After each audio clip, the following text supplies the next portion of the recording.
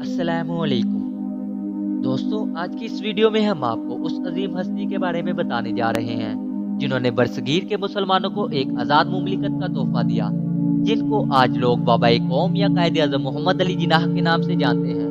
कायद आज़म के बारे में बहुत से ऐसे अहम पहलू हैं जिनके मुतालिक बहुत से लोग नावाकिफ हैं। कायद आज़म मोहम्मद अली जिनाह 25 दिसंबर 1876 को पीर के दिन कराची के वजीर मैंशन में पैदा हुए। कायद आज़म एक बैरिस्टर, सियासतदान और बानी पाकिस्तान थे। कायद आज़म के वालिद पूंजा भाई जिनाह जो कि एक ताजिर थे, उन्होंने आपको सिंध मदरसातुल इस्लाम कराची में दाखिल कराया, जहां से आपने इब्तदाई तालीम हासिल की और 16 साल की उम्र में मैट्रिक का इम्तहान पास किया। 1892 में बैरिस्टरी का इम्तहान पास करने के बाद आप लंदन चले गए और 1896 में बैरिस्टर बनकर कराची लौटे, जहां वालिद का कारोबार तबाह होने का मालूम हुआ। इन मुश्किल हालात में भी कायद आज़म ने हिम्मत न हारी और उस वक्त के एक मशहूर वकील के मातहत काम करना चाहा, जो कि रजामंद न हुए।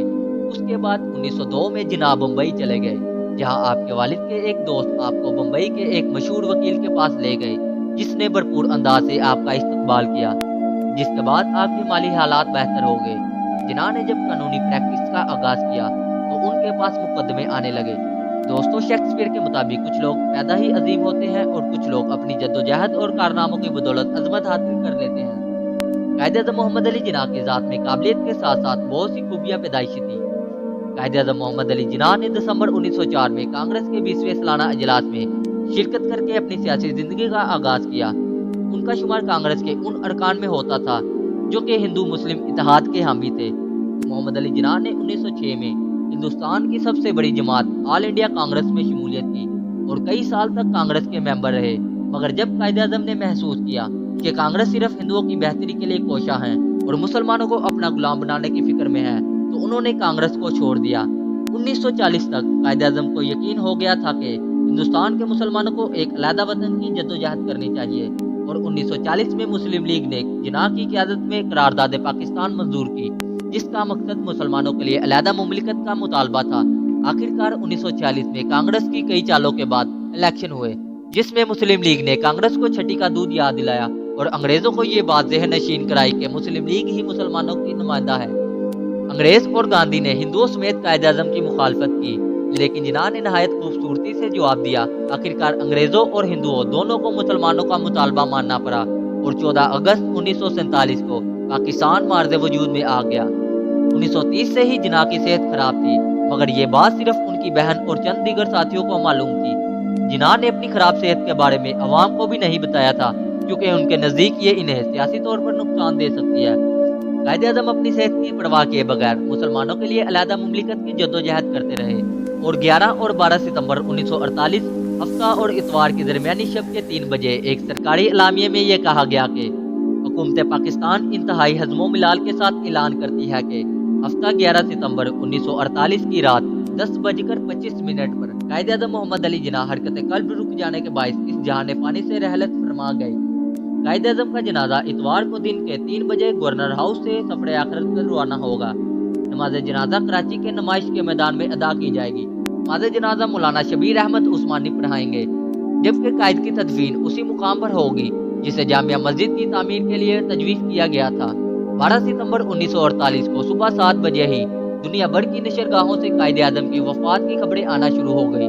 पाकिस्तानी नशरगाहों से मुसलसल कुरान पाक की तलावत की जा रही थी। पूरा पाकिस्तान गमगीन था। 7 लाख से ज़ायद आबादी वाला कराची मुकम्मल सोग में मुब्तला था। सरकारी तौर पर मुल्क भर में 40 रोज़ा यौम सोग का ऐलान किया गया। दिन के 2:45 बजे तमाम वज़रा और आला हुकाम उस हाल में जमा हुए जहाँ कायद आज़म का जस्दे खाकी दीदार के लिए मौजूद था। वज़ीर ख़ारजा सर ज़फ़रुल्लाह खान ने आखिरी दीदार के लिए कायद के चेहरे से चादर उठाई। उसके बाद मैयत को करीबी कमरे में ले जाया गया, जहाँ जनाजा मरतब किया गया। उस मुकाम से खास दरवाजे तक कांधा देकर मैयत लाने वालों में वज़ीर आज़म पाकिस्तान लियाकत अली खान, वज़ीर ख़ारजा सर ज़फ़रुल्लाह खान, सरदार अब्दुल रब निश्तर, पीर इलाही बख्श, पीरज़ादा अब्दुल सितार और सैयद मिज़ान मोहम्मद शाह शामिल थे। सफ़ेद बिस्तर पर फूलों से लदी हुई मैयत को गवर्नर हाउस के सहन में रखा गया। अवाम अपने कायद का आखिरी दीदार कर रही थी। मजीद हज़ारा आदमी गवर्नर हाउस की तरफ उमड़ रहे थे। कई लोग दीवार फलांग कर और दरवाजे को तोड़कर दाखिल हो गए। पुलिस और फौज ने बमुश्किल अवाम को काबू किया और घंटे भर की कोशिशों के बाद 2 कतारें 1-1 मील लंबी बनाई गई। قائد کا جنازہ دروازے پر پہنچا تو وہاں موجود افراد کلمہ طیبہ کا ورد کر رہے تھے۔ وزراء نے اپنے ہاتھوں سے جنازے کو گاڑی پر رکھا۔ دن کے 3 بجے تھے۔ قائد اعظم کا جنازہ ایک توپ لے جانے والی گاڑی پر رکھا گیا۔ پولیس کے 50 سپاہی آگے آگے تھے، ان کے پیچھے شاہی بحریہ کے 50 جوان، پھر بڑی فوج کے 50 اور پھر فضائیہ کے 50 جوان موجود تھے۔ قائد کے جنازے کی گاڑی پاک بحریہ کے سپاہی چلا رہے تھے، ان کے پیچھے 2 کاریں تھیں، ایک میں محترمہ فاطمہ جناح اور قائد کی دختر موجود تھی، جبکہ دوسری میں بیگم ہدایت اللہ سوار تھی، جبکہ قائد کی اکلوتی صاحبزادی خصوصی طیارے سے بمبئی سے کراچی پہنچی تھی۔ 3:15 بجے قائد کا جنازہ گورنر ہاؤس سے نکل کر 4:30 بجے نمائش کے میدان میں پہنچ گیا، جہاں قائد کی تدفین کی جانی تھی۔ مولانا شبیر احمد عثمانی نے نماز جنازہ پڑھائی۔ تقریباً 6 لاکھ کا مجمع نماز میں شریک تھا۔ پہلی صف میں وزیر اعظم پاکستان لیاقت علی خان کے ساتھ کئی وفاقی اور صوبائی وزراء اور اسلامی ممالک کے سفیر موجود تھے۔ مولانا شبیر احمد عثمانی نے نماز جنازہ کے فوری بعد عوام سے خطاب کرتے ہوئے کہا کہ اب قائد اعظم ہماری قوم میں موجود نہیں جو قوم کی رہنمائی کر سکے، مگر قائد اعظم کی ہدایات اور جذبہ مسلسل قوم کی رہنمائی کرتا رہے گا۔ قائد اعظم کی وفات صرف پاکستان کا ہی نہیں بلکہ یہ ساری اسلامی دنیا کا نقصان ہے۔ قائد اعظم کا جنازہ اٹھا کر قبر تک لے جایا گیا۔ جنازے کو بحری اور فضائیہ کے افسروں نے اٹھایا۔ اس موقع پر جنازے کے تینوں طرف فوج کے 3 بڑے افسران موجود تھے۔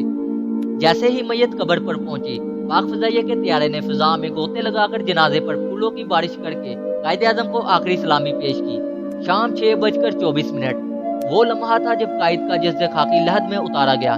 وزیر اعظم لیاقت علی خان اور دیگر وزراء نے قائد اعظم کا جسد خاکی قبر میں اتارا۔ اس کے بعد قبر پر سب سے پہلے مٹی بھی قائد ملت لیاقت علی خان نے ڈالی، جس کے بعد دیگر وزراء اور اسلامی ممالک کے سفیروں نے مٹی ڈالی۔ اس کے بعد لاکھوں غمگین انسانوں کا مجمع کلمہ طیبہ پڑھتا ہوا خاموشی کے ساتھ منتشر ہو گیا۔ لاکھ بہتر ہے کتنے زندوں سے مقبرے میں پڑا ہوا ایک شخص